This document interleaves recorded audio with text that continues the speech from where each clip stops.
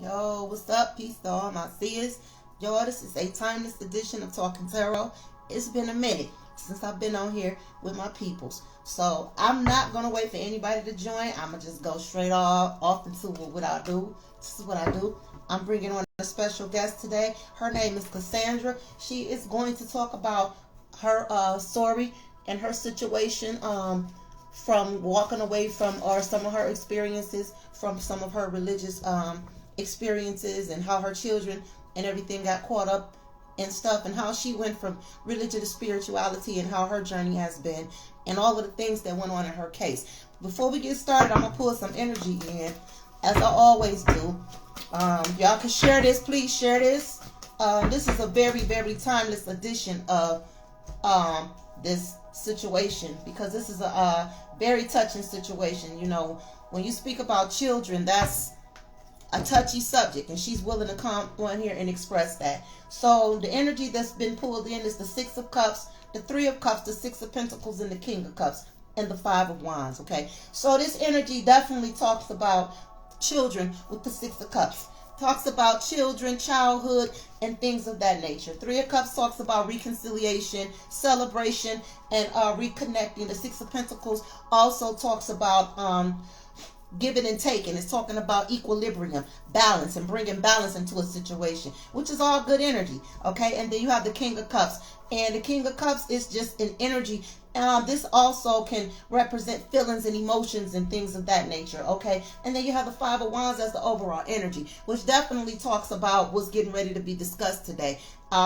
What she's going through is a lot of different things in her life that has caused a lot of different aspects of her life to be off balance, off equilibrium, off of the equilibrium. So she's been working real hard to bring this back into play in her life, y'all. So we're gonna bring Cassandra on. No justice, no peace, and she's gonna introduce herself, and we're gonna get straight into this timeless story, y'all. This is gonna be very, very emotional for a lot of people. So, you know, and share this live, y'all. Share this live. We definitely want to help her get some of her story out.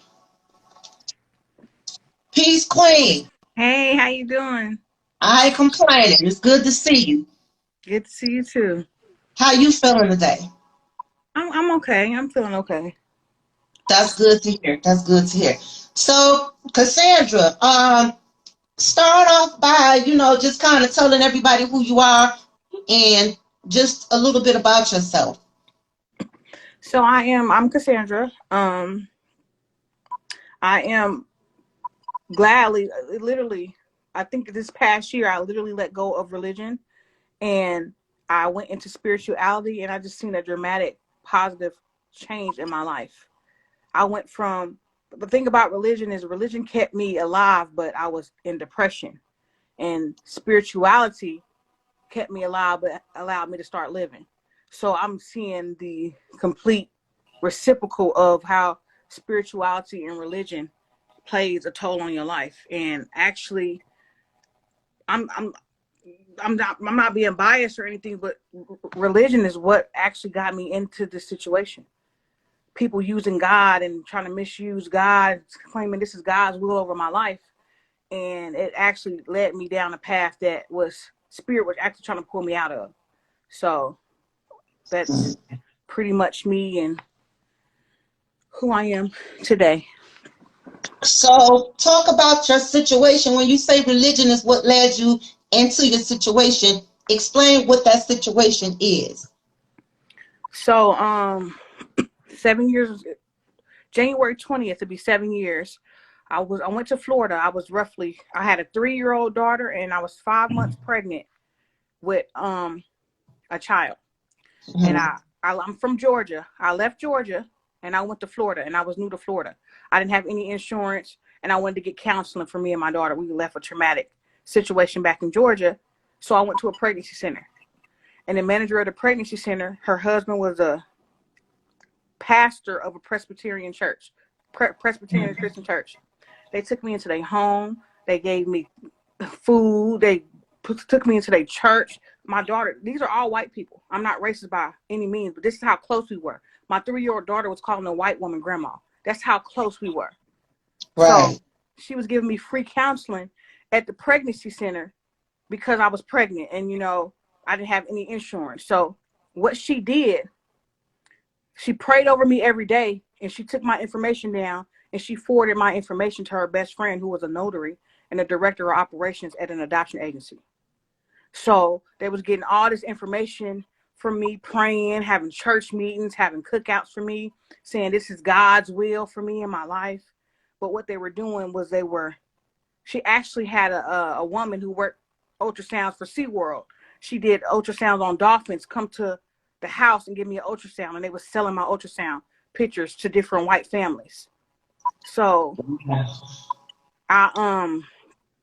what happened was she set up this whole plan for me to give birth at the hospital of their choosing, and I had already sold my baby for adoption. So when I went to the hospital, I went January 19th, 2015, and I had my son January 20th. But for 3 days concurrently, they gave me over 22 opioid narcotics and benzodiazepines. They killed me. My heart rate was 8 beats per minute or below. And while they were doing that, they falsified my son's medical intake record. They listed a white couple from Seattle, Washington as my son's mother, father, next of kin, person of contact, and guarantors, but they charged my insurance. So this is why I was overdosed. They killed me. And then when they brought me back to life, my baby was gone. They basically told me this is God's will. I need to get discharged. They discharged me less than 24 hours after giving birth. And I had to walk out after giving natural birth with no baby. And basically, I've been fighting in the court system for 7 years. And the judge, black lady, the only other black lady in this case, she knew the owner of the adoption agency, and she's been suppressing evidence for 7 years. And now, even though I'm case law, I'm my own attorney, the people, the white couple from Seattle who took my baby, they're trying to get a 12-year protection order against me so I can't see or say anything about my son until he's 18. But all the while this is happening, they praying over me. They come into my hospital bed. This is God's will. Let's join and let's pray for God to heal your heart. You can have another baby. You can get married someday and have another baby. This is what God wants for you. They're trying, they're manipulating me. So that's pretty much how religion, me going to a church, me thinking the church people was going to really help me and my, at the time, 3-year-old daughter and my 5-month-old, I was pregnant. They praying, what they did was they gave me a selfless kind of love because they knew I had no family and I was lost. So they gave me what I was lacking because they knew that's how they manipulate you. If I was lonely, I had no family, so they gave me family. And they said, oh, well, God loves you and we're here. And they did all that in God's name, Jesus, to take my baby. So. Wow. That explains why this 6 of Cups and this 3 of Cups and this 6 of Pentacles is here and this King of Cups and this 5 of Wands. So basically they came at you like they were giving you something that you were missing, which was love and people around you, to help you with your children and your kids and stuff like that. But the catch-22 of what you didn't see is that they were binding you into the system with a bunch of binding you into the law. Right. And they use religion to do it. Wow. So let me ask you a question. When you first went to court, what was their reason for not allowing you to get your case heard? Because this has been going on for 7 years, correct? 7 years. First of all, let me commend you. Because as a mother, we don't give up on our children. We don't give up on our children. And my heart is I'm getting emotional because I've been through something similar. Okay, so as a mother, I understand exactly what that feels like to have somebody take your child from you out of your arms after you give birth. Just rip your baby away without your permission, without your consent. And everybody is standing around like this is righteous. And they all against you. I've been down that road. So I understand how you feel. And this is why I appreciate you for even coming on here to talk about such of a, touchy, emotional, personal subject like that. But people need to know that shit like this goes on. Stuff like this is happening. Okay, and then for it to be connected to such of a place where you're supposed to find love and solace, they betrayed your trust. Very, very similar situation to me. Okay, so now when you first started realizing what was going on and you decided to fight for your child, what was the first year that like? The And first how did year, they handle your case? so the first year, okay, from the hospital, I'm begging this. What they did was the people came to the hospital and they gave me, when the lady from the pregnancy center and her best friend, who I thought worked for the pregnancy center, but she was a notary, she told me I needed to sign this paperwork in order to see my son, and I wouldn't sign it. So what the nurses did was they gave me an additional 30 milliliters of lidocaine. I don't remember anything after that. But they're alleging that while I was under the lidocaine, that I signed over consent to terminate my parental rights, a consent for an adoption plan, and consent to an adoption. So what I did was I went to the police. Police told me I was crazy. Police told me I'm having a mental and medical episode and I'm making everything up. I went to the courthouse and they said, we can't do anything for you. I went from, this is St. Petersburg, this is Clearwater, and this is Pinellas County. I went from St. Pete to Clearwater courthouse, and they wouldn't hear me. So I had to literally go off on her and say, as a right, I have a right as a mother to file this. So February 19th, they took my baby. I had my baby January 20th. They took him January 20th. February 19th, I finally got to file some paperwork requesting the adoption information because they never gave me anything. Come to find out, he didn't even file the adoption until March. So there was never any record of an adoption on my son in the court system until I contested it. And I think that's why he filed it, because I contested it in the court system. I don't think he ever was going to file it. So what I did was I found out what courthouse he was in, what county. I wrote all 16 judges of the 6th Judicial Court Circuit in Pinellas County. And this one judge took the case because she was friends with the owner of the adoption agency. So the first hearing, she said, I only took this case because I know him. I got to protect his reputation. She told me I had buyer's remorse. She told me that she refused to have my letter about my son sitting on any other judge's desk. So she took the case to protect and save her friend who she went to college with. So from first hearing until now, the judge has been suppressing my evidence. I got the governor of Florida said it was illegal. The notary stamp was illegal. I'm case law. I'm case law. I won in 2015. She was ordered to take my evidence. She's refused my evidence for 7 years. And even when I had parental rights from 2015 to 2018. She said this on the record. I have all this in transcript, but they won't accept my evidence. For 7 years, I have not been heard. For 7 years, they suppressed my evidence. So the judge, her name is Judge Patrice Moore in the 6th Judicial Court Circuit. And she's friend. The guy, see what they do, they sealed my case. So even if you look up, I'm CB. They don't put my first and last name. They don't even put Cassandra. They put CB. CB versus Thomas Fishgrunt. And I've tried to file that. I've tried to do a RICO, but I need more concrete evidence. So what the judge did was, she's been suppressing the evidence. She was remanded in 2015 to give me an evidentiary hearing. What she did was she had a solo evidentiary hearing, and she only accepted the evidence from her friend, the opposing party, and she dismissed my claim without even hearing me, which is a due process violation. So we appealed it. So before you go on, let me get this straight. The adoption was never legal to begin with. Never. And they took your child and claimed your child as their own before a legal adoption ever took place, and then filed a 12-year protection order against you, so you couldn't keep coming to fight for your child until your child was grown. Right. They just filed that in 2020. And the judge were friends with this foster mother and the person who called or put this together, the person from the pregnancy center. The judge that took the case was friends with these people. In any adoption, there has to be an adoption entity. Right. The adoption entity, I never met him. I never even called an adoption agency.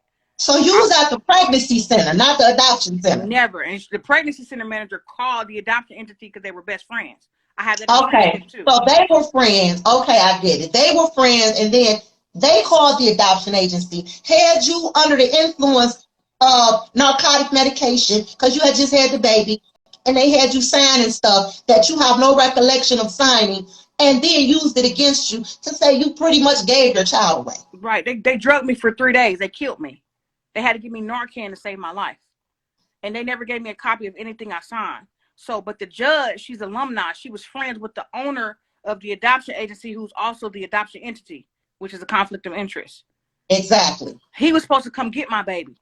If I signed an adoption with him, he was supposed to take medical responsibility of my baby. But the folks from Seattle, Washington, they left out the hospital with my baby the same day I had him.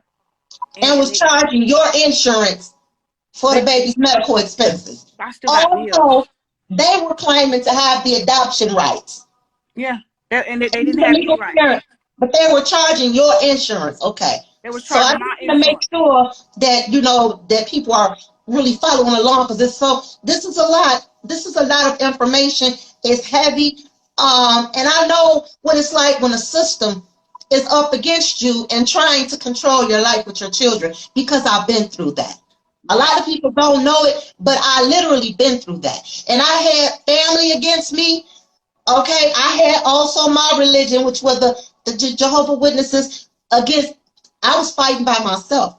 And I fought for 5 long years. 5 long years. It was to the point to where I slept in the courtroom, okay? And I threatened the social worker. I ain't gonna say what I said, but I threatened her. And it got to the point to where she filed a PPO against me. And everybody was like, you shouldn't have said that. I said, yes, the hell I should have said it. I said, because if y'all take my children, I ain't got nothing else left. So all bets is off. You feel me? All bets is off. You know, I can't say what I want to say because we are on camera. I can, but, you know, I'm going to use some tact. Right. But at the end of the day, I didn't have nothing to lose after that. Put it that way. So right. I was ready for whatever. You know what I'm saying? I was ready to go to the ground, be buried under the ground, be in a jail cell. I didn't care. And it got to that point because they tried to accuse me of being schizophrenic, paranoia, you know, because of my gift, you know, because I hear voices and I see things, and they tried to use that against me so I couldn't get my children back. And this was my own family doing this. You know what I'm saying? And, you know, they tried to use that against me in court. But, you know, and when I was go off, because anytime you take a child away, a mother's child from them, nobody is going to be okay with that. You know what I'm saying? You're going to be emotional. You're going to be angry, especially if they're doing it in an unjust manner and without your consent. And you didn't say, okay, I didn't, that's my child. You don't get to take something that was attached to me and do what the hell you want to do with it. And that's what the system does to people. And it's sad because you have people that will conspire for their own selfish reasons to go along with that type of stuff. Now, you did mention, and I don't want anybody to take this out of context, but you mentioned that these were Caucasians. Everybody was. Only other black person in this was the black judge. And she was like, well, I took this case because I want to protect his reputation. You have buyer's remorse. She told me I have buyer's remorse. And, you know, she couldn't let my letter that I wrote all the judges sit on any other judge's desk, making them think that her friend did something bad to me.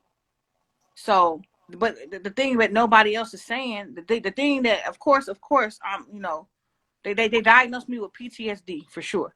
But the thing that nobody is bringing up is the fact that when you strip a child from his mother, he's been in a mother's womb for 10 months and he's around these strangers who's not familiar with, and he's crying out, and you get people who have no maternal or paternal connection and the baby's crying. So what do? You whoop the child. You don't understand why the child is crying. You don't get to how the child is breaking down. It's like the Stockholm syndrome. It's almost like, but I felt, honestly, it's like slavery, like just like religion.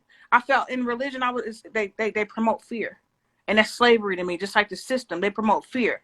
That if you fight for your child, they're calling me crazy. What they're doing is they're trying to tell they call you angry.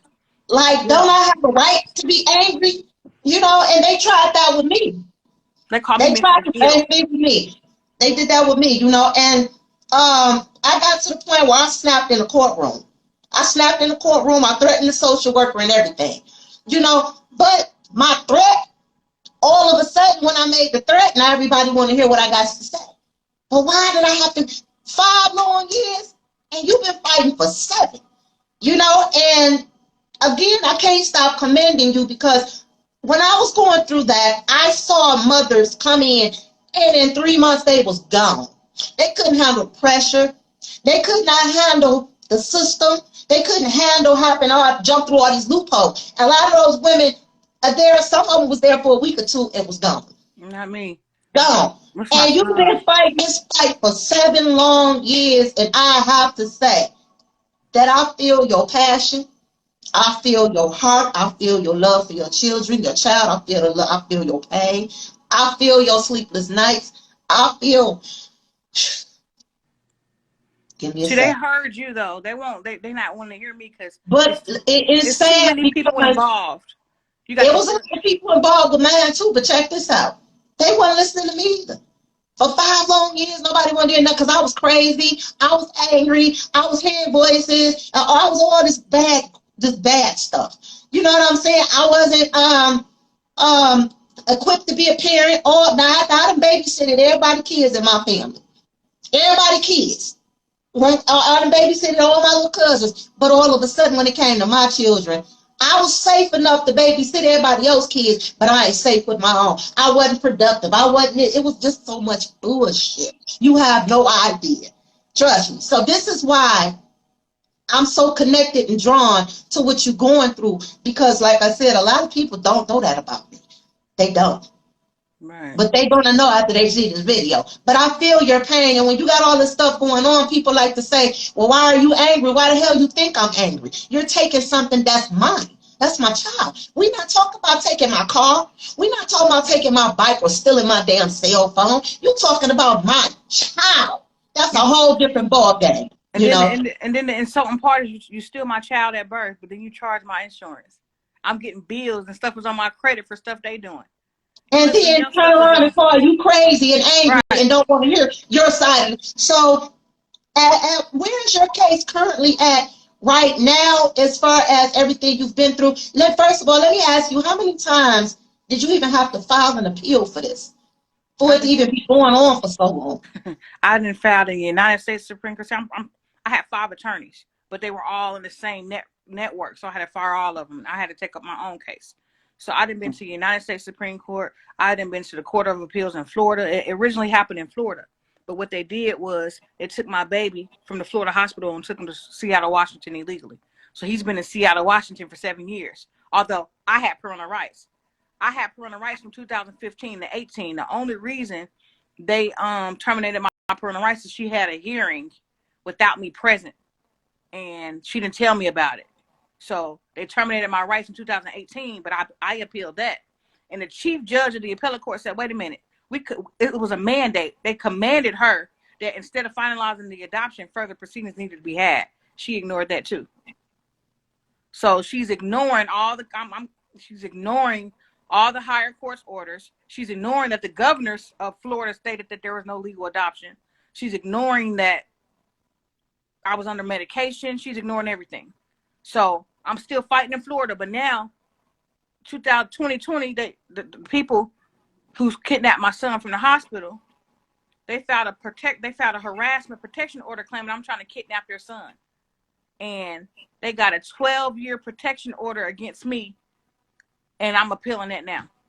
I got to go to court tomorrow in Washington. That must be, I have to look that up because I have never in the history of the system heard of somebody being able to file a protection order that lasts for 12 years. 12 years. That sounds unusual. I'm going to have to look that up. So that's let me ask you, 18. What about any legal help? Have you had any legal aid assistance, any lawyers, or how has that worked out for you? In the beginning, I had 5 attorneys, but they all were in bed together. They all in the same network. They all knew each other. They all were friends. So they wasn't going for the stuff. They wasn't going for the stuff I was trying to talk about. I'm the one who found out. I'm the one who reached out to the governor and got that. I worked the White House. I got Obama to write me a letter. And I'm the one who did all this. I'm the one that found that I was under medication. I didn't know any of this until I got my medical records. So I'm the one who figure out how to do all this stuff. The attorneys are like, oh, well, we're not going to say human trafficking. We're not going to say kidnapping. We're not going to say any of that. That's what it is. When you take a child from a hospital, number one, if in any legal adoption, the only person who was supposed to have a child was the adoption entity. These folks who walked out the hospital with my baby had no legal right to do so. And they had my baby from 15 to 18 when I had parental rights. So that's kidnapping. And the fact that they took him from Florida to Washington, that's human trafficking, because you didn't cross commerce, you didn't cross state lines, you didn't cross interstate. So that's human trafficking. Right. Without legal, exactly. So now, what was the lawyers? How do you have legal representation now? I don't. You Nobody don't. can touch Is it. there any particular reason why, outside of, the cost of lawyers, why you may not have legal representation? Have you reached out to any lawyers? I reached out to they won't touch it because that's like career suicide, going against a judge. Have any of them explained to you why they won't take your case or even look at it? They said, number one, they're for adoption because that's where the money is, for the adoption, not against it. And number two, going against the judge and all the people involved, that's career suicide. If you took down this judge and you in the same network, what other judge is going to be lenient towards you? It's almost like devil's advocate with Keanu Reeves' vanity. You know what I mean? Trying to climb up the ladder. So it's career suicide for them to take my case. It's the judge involved. We got her suppressing evidence. We got the CPS, the Department of. I got a letter from the Inspector General. He knows all this. I got ICPC, the woman who the department that allows a child to leave the state in the adoption. I got all these people involved: a hospital, a pregnancy center, a notary, a judge, an adoption agency, and CPS. All these people are involved. There's too many people involved. I'm taking down major corporations. So let me ask you this: throughout the 7 years, the woman or the people that have adoption over your child or some sort of, at this point, legal custody, have they even tried to, connect with you on this and allow you to bond with your child? The only connection they did was this 12-year protection order, because I've been reaching out to them. So they called me mentally ill. They have not tried to call me at all. They have blocked their pages so I can't see what my son look like. They have went on my page when I'm asking for help and said I'm harassing them from my page, my social media page.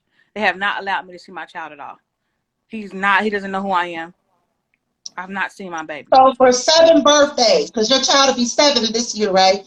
In fact, about another day or two.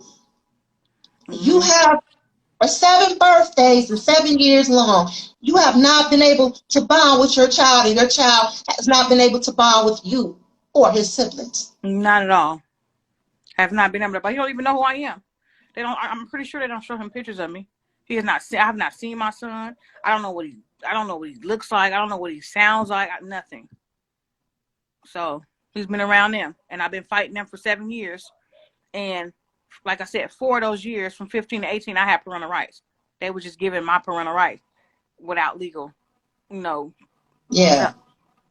So, like I said, my insurance, honestly, they still charging my insurance. And nobody would help you in this case. Nobody would even attempt to even help you. No legal aid, no nothing. They wouldn't touch you because of the nature of the case. That's why even the legal system, if you look up my name, you can't find me. They put my initials, but even the stuff I'm telling you is sealed. You got to be either CB or Thomas Fishgrunt to even see the evidence. They sealing everything, so you can't even find the proof because they want you to think that this don't happen no more. They want you to think that it's equality for all, and it's not. No, I can definitely vouch for that. I can. So have you had any contact with these religious people since all of this? Actually, the manager of the pregnancy center, she testified against me. She's one of the witnesses. She's the very first witness to claim, she wanted to do this. I got the whole transcript where she contradicting herself and everything. They have not contacted me. They have not reached out to me.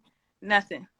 So they said you wanted to give your baby away just to turn around and fight for him to get him fight against them for 7 years.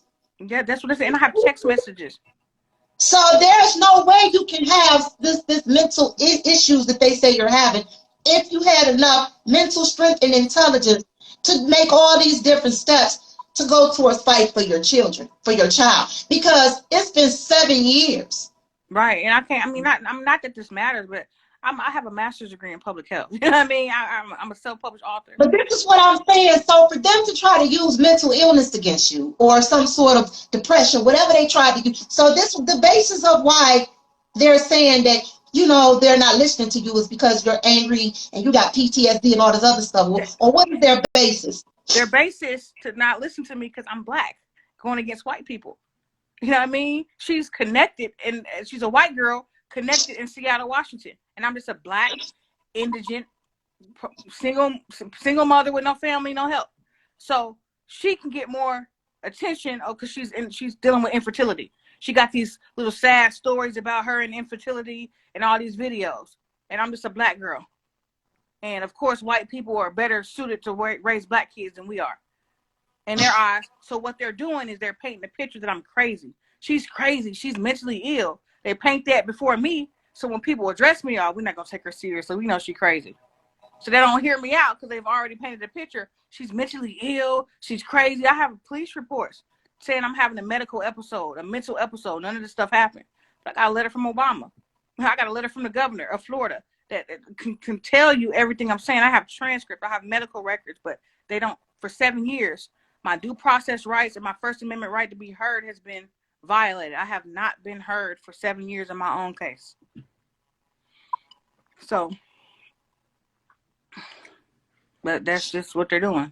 Oh goodness. So I want to send my love and compassion to you, because this is emotional for me to sit and listen to. It's really emotional because, again, I've been through it.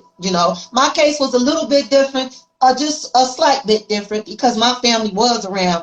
And what's even sad is some of my family members was playing into the shit that they was a part of,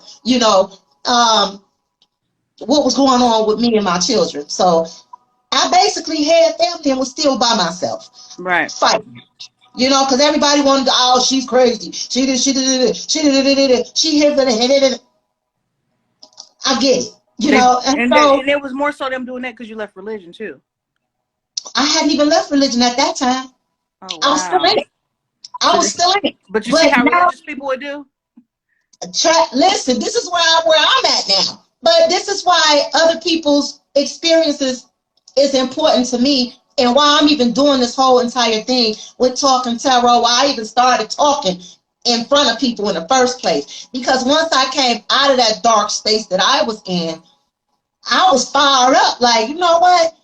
I know it's other people are, and coming from that religion, so many people committed suicide. Oh my God. It was just tragic. It was a lot of tragedy going on. A lot of people were depressed because their families was ostracizing them, and they ain't had nobody to talk to, because don't nobody want to hear about, the bad part about religion. All they want to hear is the fantasy island shit. Right. Oh, it's wonderful, and it's not slavery. People. It's slavery. I have not heard. I never heard of they do us that way in the system when it comes to our children. They take our kids away from us like it's candy, like they did during slavery. Take the black child, and we're going to reform this child, and we're gonna make this. This is what they do, and this is, it's sad to say, this is what's going on with your case. Because how is it that this child is being taken away from his own identity? And this child is being adopted out like he's an orphan. And he's not an orphan. He has a mother. This child has a mother. This child has a family. A mother that's been fighting for 7 years for him. And they want to call you crazy. But crazy people don't last that. Crazy people don't have the mental state to fight and last like you did. Okay? And on top of the fact that, we know. Casey Anthony was able to kill her baby and get off. But I'm fighting for my baby and I'm crazy. Right. No legal rights to my child. I have all the documentation to show that her documents are fraudulent, but still they won't hear me. So now I want to go backtrack and rewind this to the beginning of when we first started. You made a statement. You said when you was religious, you was depressed. But when you came out of religion, you started to open up to spirituality, and that helped you live. Explain that. In religion, See, in religion, when people do stuff to you, they tell you, "Oh, turn the other cheek. Don't turn the other cheek and pray for your enemies." So everybody knows you reap what you sow. What you put out in this world, you get back. So with religion, if I'm interceding and saying, you know what, Spirit, don't hurt these people, have mercy, I'm stopping them from reaping what they're sowing. So it's looking like they winning all the while.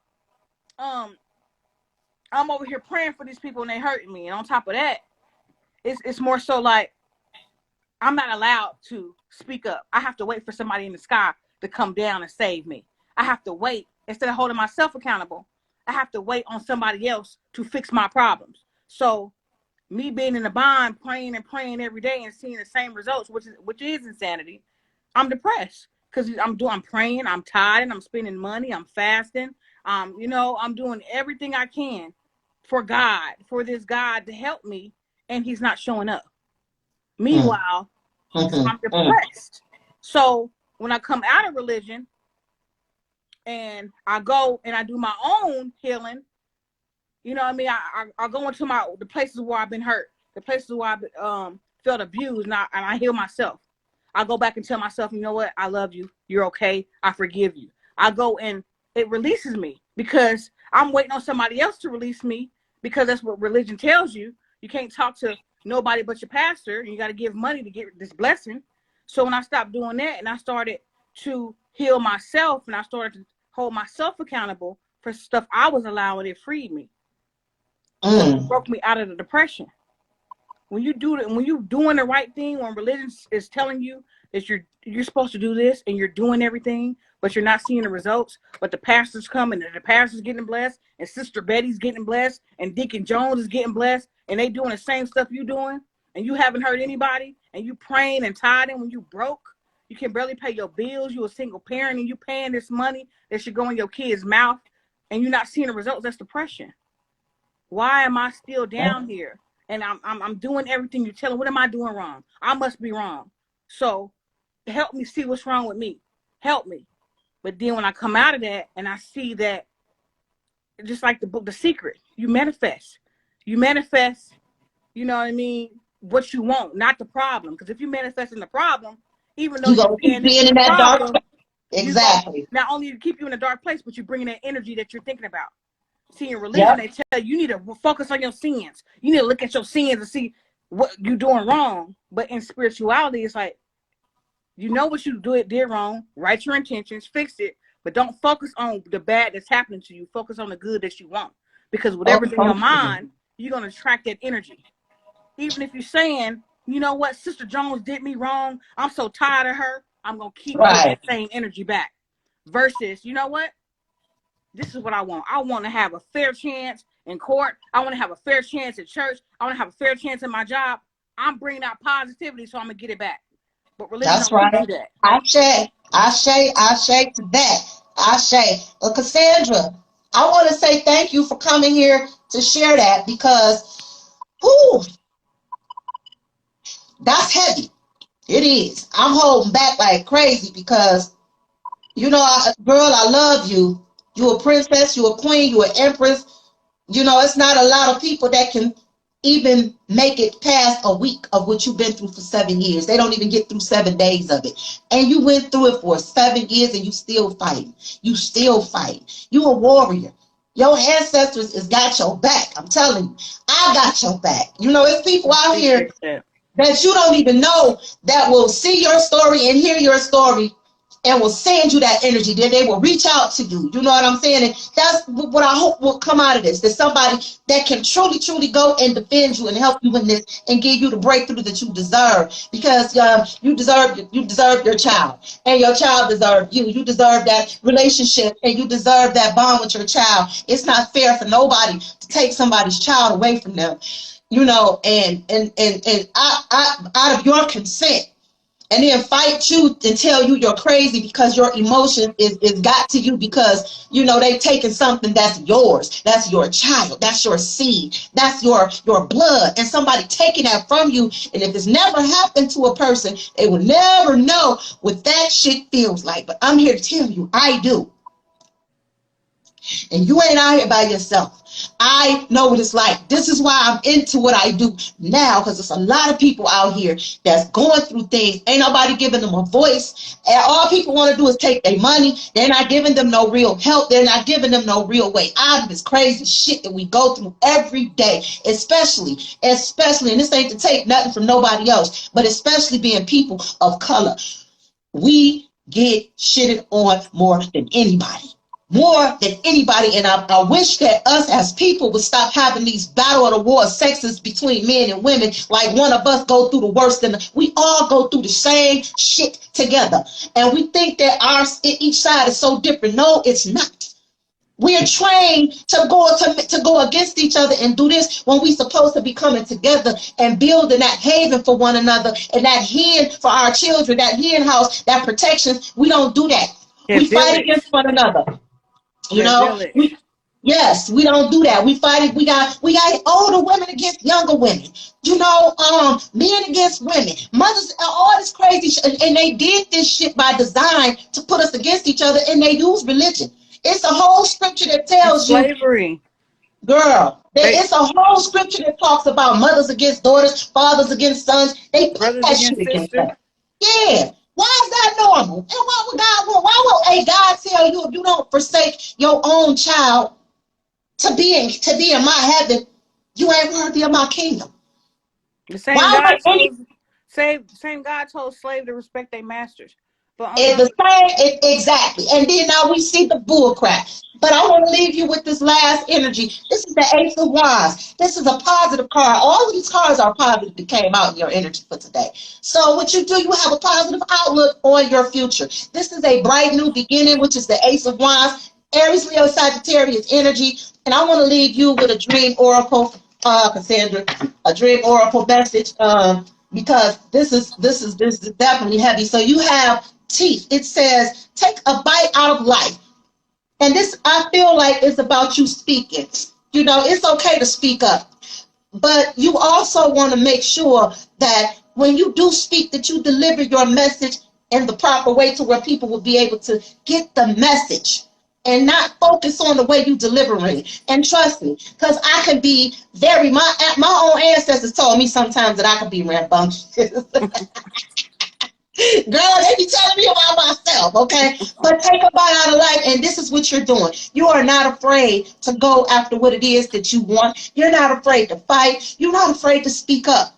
You're not, and you're doing that. So I feel like that you're being encouraged to keep doing what you're doing. And then you have shopping. It says, pay attention to what energizes you. So pay attention to what you consume your thoughts with. Because when we buy things, and it ain't always material. It's also what we pay attention to, what we focus on, what we think about. So stay positive, stay optimistic. I feel good about, whatever you got going on in your case. And I also feel like that you're going to get a breakthrough in this, okay? And so, again, I'm with you. Anything I can do on my end, I got you.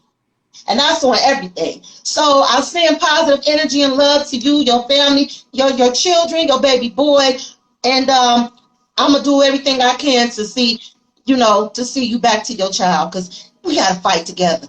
Ain't nobody got to be alone out here. And we ain't got to be by ourselves. This is why I do what I do. Because I want to create that place for people to say, damn, I ain't got nobody. What you do now? I appreciate that. So I appreciate you, for rocking with me and stuff like that. Getting your readings and stuff like that. I appreciate that. And thank you very much. And let's just stay optimistic, y'all. So that's going to conclude our time at Talking Tarot. And is it anything that you want to leave anybody with that you want to say before we get out of here, Cassandra? Yeah, not only about my case, of course, if you know anybody. I don't know who Roland Martin is. I'm gonna look him up. Definitely send them my way, but even in your own life journey, don't let nobody tell your story. Don't allow anybody to tell your story. I don't care what it looks like, how it sounds. Stand up for your truth. You gotta stand for something, or you'll fall for anything. You can't live life fearfully. That's right. So always stand on your own truth, no matter if you have to lose family or friends. Stand alone if you have to, but stand on your truth.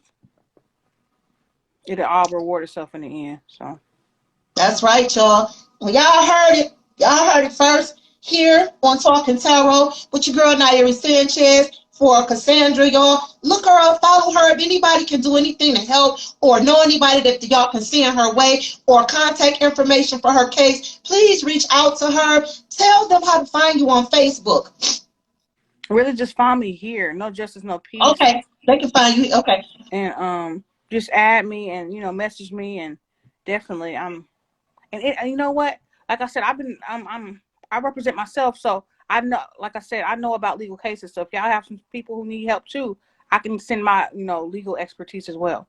So it works both ways. So Right.